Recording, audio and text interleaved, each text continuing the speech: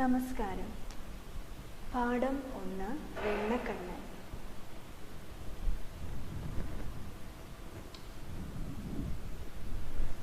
ചെറുശ്ശേരി എഴുതിയ കൃഷ്ണഗാഥയിൽ നിന്നെടുത്തിട്ടുള്ള കുറച്ച് ഭാഗമാണ് നമ്മൾ ഇന്ന് പഠിക്കാൻ പോകുന്ന വെണ്ണക്കണ്ണൻ എന്ന പദ്യഭാഗം. പദ്യഭാഗത്തിലേക്ക് കടക്കുന്നതിന് മുൻപ് ചെറുശ്ശേരിയെക്കുറിച്ചും കൃഷ്ണഗാഥയെക്കുറിച്ചും ചെറുതായി ഒന്ന് പരിചയപ്പെടാം. ചെറുശ്ശേരി പ്രാചീന കവിത്രയത്തിൽ ഉൾപ്പെടുന്ന ഒരു കവിയാണ് ചെറുശ്ശേരി. പ്രാചീന കവിത്രയം എന്ന് വെച്ചാൽ വളരെ പഴയ കാലത്തെ അതിപ്രശസ്തരായ കവികളിൽ 3 കവികൾ ഉൾക്കൊള്ളുന്നതാണ് പ്രാചീന കവിത്രയം എന്ന് പറയുന്നത്. എഴുത്തച്ഛൻ, കുഞ്ചൻ നമ്പ്യാർ, ചെറുശ്ശേരി എന്നിവരാണ് ഈ 3 കവികൾ. ഇനി ചെറുശ്ശേരി കൃഷ്ണഗാഥ എഴുതിയതിന് പിന്നിൽ ഒരു കഥ ഐതിഹ്യമായി നിലനിൽക്കുന്നുണ്ട്. ആ കഥ ഇപ്രകാരമാണ്. കോലത്ത് നാട്ടിലെ ഉദയവർമ്മ രാജാവിൻ്റെ കൊട്ടാരത്തിലെ പണ്ഡിതനും കവിയുമായിരുന്നു ചെറുശ്ശേരി. ഈ പണ്ഡിതനും കവിയുമായിട്ടാണ് ചെറുശ്ശേരി അറിയപ്പെട്ടിരുന്നത്. ഒരിക്കൽ രാജാവ് ചെറുശ്ശേരിയും ഒരുമിച്ച് ചതുരംഗ കളി കളിക്കുകയായിരുന്നു. ചതുരംഗ കളി എന്ന് വെച്ച് കഴിഞ്ഞാൽ നമ്മൾ അതിൻ്റെ പുതിയ രൂപമാണ് ചെസ്സ് കളി. ഇന്ന് അതിനങ്ങനെയാണ് പറയുന്നത്. പണ്ട് ചതുരംഗ കളി എന്ന് പറഞ്ഞിരുന്നു. രാജാക്കന്മാരും ഒക്കെ കളിച്ചിരുന്ന ഒരു കളിയാണ്. അങ്ങനെ രാജാവും ചെറുശ്ശേരിയും ഒരുമിച്ച് ചതുരംഗ കളി കളിക്കുകയായിരുന്നു. അങ്ങനെ രാജാവ് തോൽവിയുടെ വക്കത്തെത്തി. ഇത് കണ്ട് ജനാല വഴി കണ്ട രാജാവിൻ്റെ ഭാര്യ രാജപത്നി രാജാവ് തോൽക്കാൻ പോകുന്നു എന്ന് മനസ്സിലാക്കി.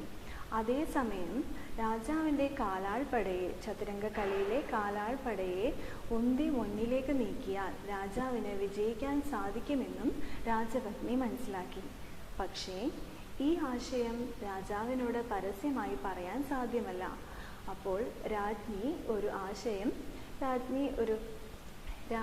ഒരു ഉപായം കണ്ടുപിടിച്ചു. തൻ്റെ കുട്ടിയെ താരാട്ട്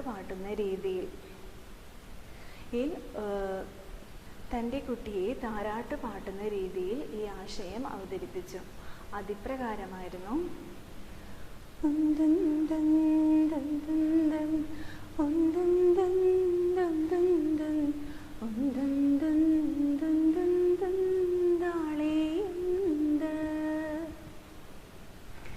ഇത് കേട്ടപ്പോൾ രാജാവിന് കാര്യം മനസ്സിലാക്കി. രാജാവ് ആ കാലാൾപ്പടയെ മുന്നോട്ട് നീക്കി ചതുരാക്കളി വിജയിക്കുകയും ചെയ്തു.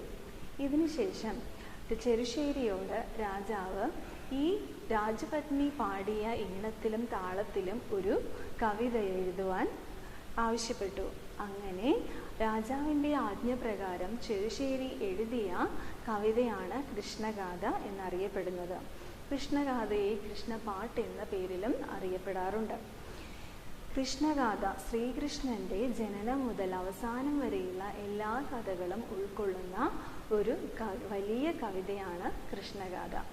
അതിൽ നിന്ന് എടുത്തിട്ടുള്ള വളരെ കുറച്ച് ഭാഗം മാത്രമാണ് വെണ്ണക്കണ്ണൻ. വെണ്ണക്കൊതിയനായ ഉണ്ണിക്കണ്ണൻ്റെയും അതിനു മുൻപിൽ ആ ഉണ്ണിക്കണ്ണൻ്റെ കുസൃതിക്ക് മുന്നിൽ വാത്സല്യ രൂപമായി നിൽക്കുന്ന അമ്മയുടെയും ഭാവങ്ങളാണ് നമ്മൾ വെണ്ണക്കണ്ണനിൽ കാണാൻ പോകുന്നത്. കവിതയിലേക്ക് വരാം.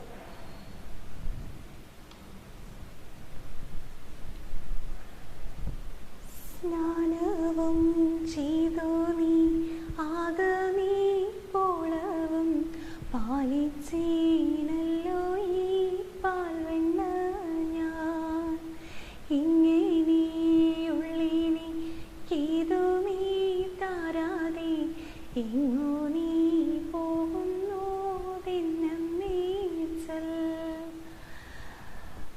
അമ്മ കുളിക്കാൻ പോയിരിക്കുകയായിരുന്നു. അമ്മ കുളി കഴിഞ്ഞ് വരുമ്പോൾ ഉണ്ണിക്കണ്ണൻ പറയുന്ന സന്ദർഭമാണ്.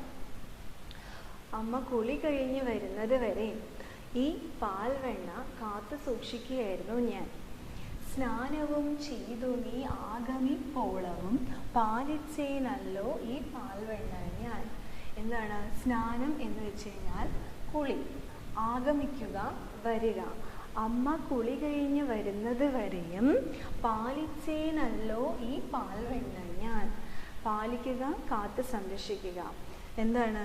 അമ്മ കുളി കഴിഞ്ഞ് വരുന്നത് വരെ ഈ പാൽവെണ്ണ കാത്തു സൂക്ഷിച്ചവനാണ് ഈ ഞാൻ.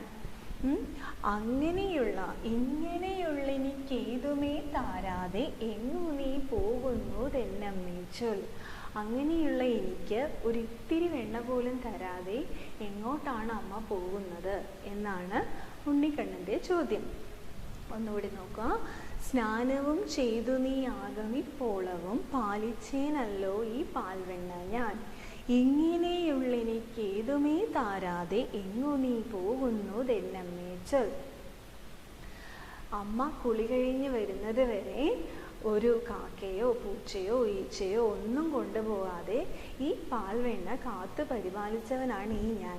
അങ്ങനെയുള്ള എനിക്ക് ഒരിത്തിരി വെണ്ണ പോലും തരാതെ അമ്മ അത് എടുത്തുകൊണ്ട് എങ്ങോട്ടാണ് പോകുന്നത്? അതാണ് ഉണ്ണിക്കണ്ണൻ്റെ ചോദ്യം.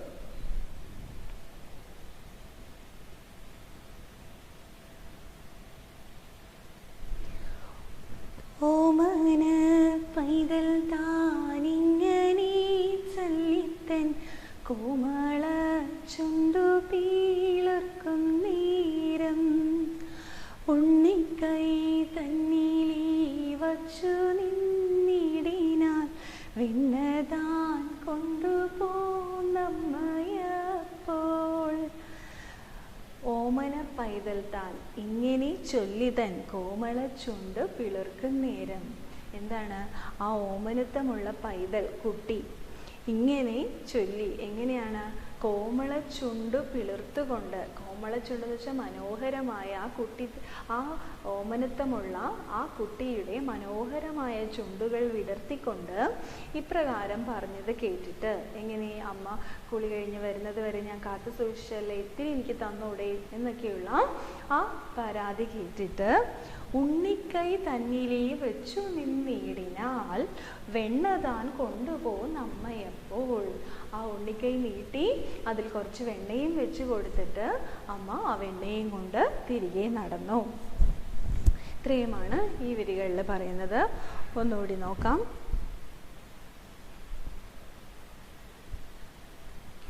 സ്നാനവും ചെയ്തു നീയാകമീപ്പോളവും പാലിച്ചേനല്ലോ ഈ പാൽവെണ്ണ ഞാൻ. ഇങ്ങനെയുള്ളെനിക്കേതുമേ താരാതെ എങ്ങു നീ പോകുന്നു തെന്നമ്മേ ചൊൽ. ഓമന പൈതൽ താനിങ്ങനെ ചൊല്ലിത്തൻ കോമള ചുണ്ടു പീളർക്കും നേരം ഉണ്ണിക്കൈ തന്നിലീ വച്ചു നിന്നിടിനാൽ വെണ്ണതാൻ കൊണ്ടുപോന്നമ്മയപ്പോ. ഇത്രയും വരികൾ വായിച്ചു നോക്കുക. വായിക്കുന്നതിൻ്റെ ഒപ്പം തന്നെ അതിൻ്റെ ആശയവും മനസ്സിലേക്ക് കടന്നു വരണം. ഈ ഒരു താളത്തിലും ഈണത്തിലും ചൊല്ലി പഠിച്ചു കഴിഞ്ഞാൽ എളുപ്പം പഠിക്കാൻ സാധിക്കും.